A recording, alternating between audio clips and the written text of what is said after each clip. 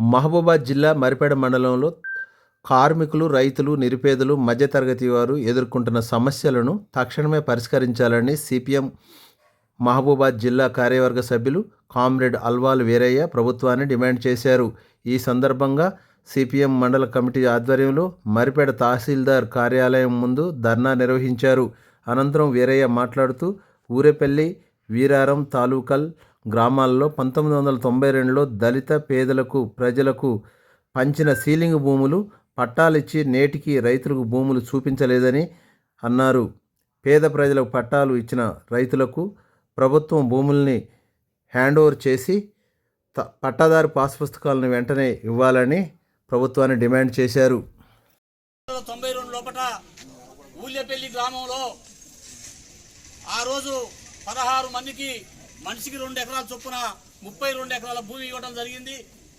ఆ భూమి ఇచ్చిన తర్వాత ఆ భూమి దగ్గరికి పోవడానికి సరైన రహదారి లేదు. రహదారిని ఏర్పాటు చేయాలని ఇప్పుడు డిమాండ్ చేస్తూ ఉన్నాం. అంతేకాక పట్టాలు ఇచ్చారు కానీ వాళ్ళకి పాస్బుక్లు కానీ ఇస్తే ఇక బ్యాంకులో లోన్ తీసుకుంటానికి అదే రకంగా రైతు భరోసా కూడా వచ్చేది ఉండే, కానీ అట్లాంటి ఇబ్బందులు జరుగుతూ ఉన్నాయి.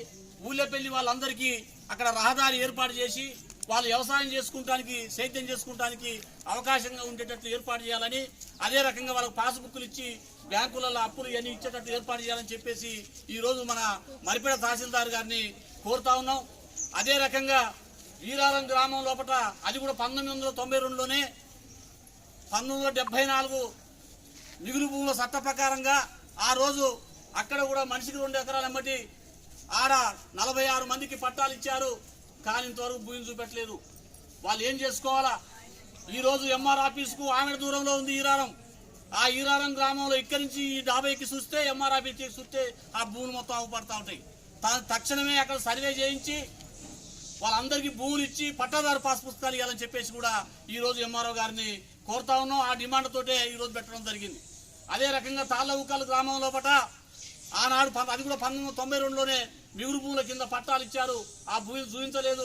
వాళ్ళు సేద్యం చేసుకోవడానికి కూడా ఇబ్బంది అవుతా ఉంది.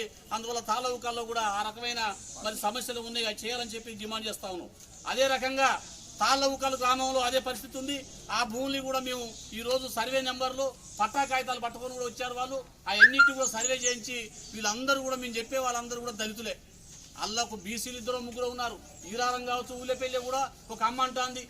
ఒకరిద్దరం బీసీలో ఉన్నాం, అందరూ ఎస్సీలో ఉన్నారు. అందులో మాకు కూడా పట్ట ఆ రకంగా ఇచ్చారు, మాకు కూడా భూమిని చూపించలేని చెప్పి చెప్తా ఉన్నారు. అందువల్ల వాళ్ళకు కూడా వెంటనే ఇవ్వాలని మేము డిమాండ్ చేస్తూ ఉన్నాం. అదే రకంగా ఈరోజు ఇతర సమస్యలు కూడా చూసినప్పుడు మేము ఈ పోయిన నెల డిసెంబర్ 10వ తారీఖు నుంచి 20వ తారీఖు వరకు మొత్తం కూడా సర్వే చేశాం. ఆ సర్వేలో వెలువడ్డ అంశాలు ఏంటంటే ఈరోజు తానంచెర్ల ఆయకట్టు మొన్న వచ్చిన వరదలకు మొత్తం ఆయకట్టు మొత్తం పట్టుకుపోయింది. 5-6 వేల ఎకరాల భూములకు నీళ్లు లేకుండా అయింది. గ్రౌండ్ వాటర్ పడిపోయింది.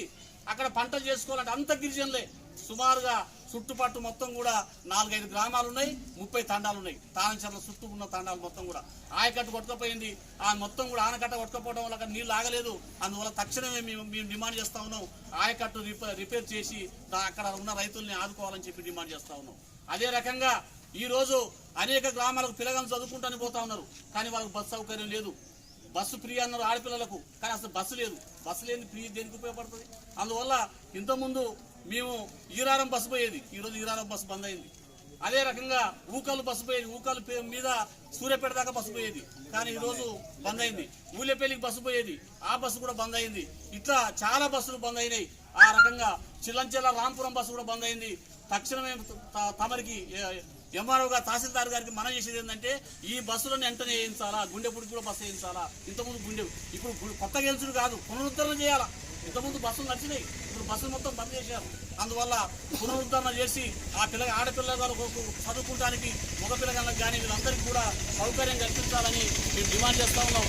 అదే రకంగా ఈరోజు మరిపేడ మండల కేంద్రంలో, మున్సిపాలిటీ కేంద్రం లోపల 176 మంది ఇల్లు కట్టుకున్నారు. 10 ఏళ్ల నుంచి నివాసం ఉంటారు. ఆధార్ కార్డు ఉంది, రేషన్ కార్డు ఉన్నాయి, అన్ని ఉన్నాయి, కానీ వాళ్ళకి ఇంటి నెంబర్ లేదు.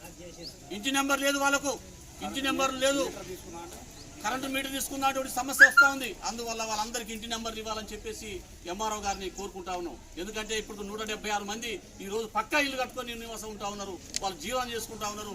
వాళ్ళందరికీ కూడా అక్కడ ఇంటి నెంబర్లు ఇవ్వాలని చెప్పేసి చెప్తా ఉన్నాం. అదే రకంగా మైనార్టీ కాలనీలో, ఇక్కడ మైనార్టీ కాలనీ ఉంది, అక్కడ ఇప్పటి వరకు ఆ మైనార్టీ కాలనీ ఏర్పడి 35 ఏళ్ళు అవుతుంది. అది గవర్నమెంట్ ఇచ్చిన మైనార్టీ కాలనీ. కానీ ఇంతవరకు అక్కడ సీసీ రోడ్ లేదు, సైడ్ డ్రైనేజ్ వ్యవస్థ లేదు, మంచినీళ్ళు సైడ్ రావు, మురికి వాళ్ళు వస్తుంది, అంతా అక్కడ వాటర్ మొత్తం కూడా కలుషితం అయిపోతూ ఉంది. అట్లాంటి వాటిని మొత్తం కూడా కాపాడాలని చెప్పేసి వాళ్ళందరినీ ప్రజల్ని కాపాడాలి, వాటిని సరి అయిన కృషి చేయాలని చెప్పేసి ఈ సందర్భంగా వారికి గుర్తు చేస్తా ఉన్నాం. అదే రకంగా ఈరోజు ఈ గ్రామాల్లో ప్రజలు ఎదుర్కొంటున్న సమస్యల మీద చెప్తాను. అట్లాగే రేషన్ కార్డులు పోయిన టీఆర్ఎస్ ప్రభుత్వం 10 ఏళ్ళ నుంచి రేషన్ కార్డు ఎవరికి ఇవ్వకపోయేసరికి ఈ రోజు రేషన్ కార్డు పెద్ద ఎత్తున అవసరం ఉన్నది. అందువల్ల అర్హులైన వాళ్ళందరికీ రేషన్ కార్డు ఇవ్వాలా.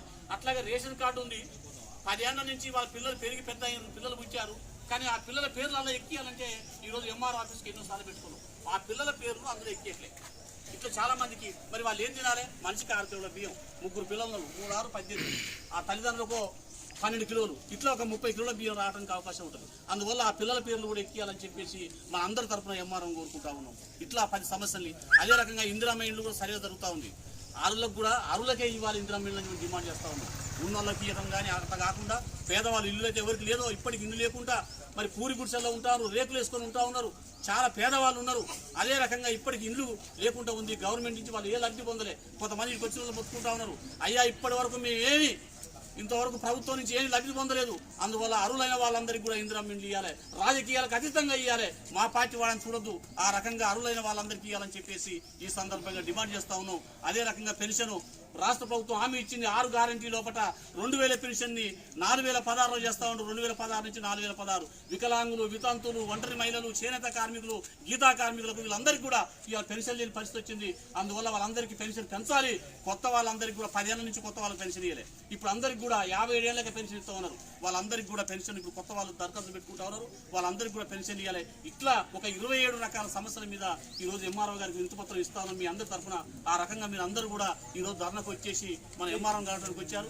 ఇవన్నిటిని కూడా పరిశీలించి మనకు ఎంఆర్ఓ గారు హామీ ఇవ్వాలని, ప్రధానంగా భూ సమస్య, ఈ 3 గ్రామాల భూ సమస్యలు ఎమ్మటే సర్వే చేపట్టి వాళ్ళందరికీ వెంటనే భూములు ఇచ్చి ఏర్పాటు చేయాలని, ఈ సమస్యలన్నింటినీ కూడా అందువల్ల ఆ రకంగా చేయాలని కోరుతూ ఈ అవకాశం ఇచ్చిన మీ అందరికీ మరొకసారి ధన్యవాదాలు తెలియజేస్తూ ఎంఆర్ఓ గారు ఈ వినతిపత్రం ఇస్తా ఉన్నాం.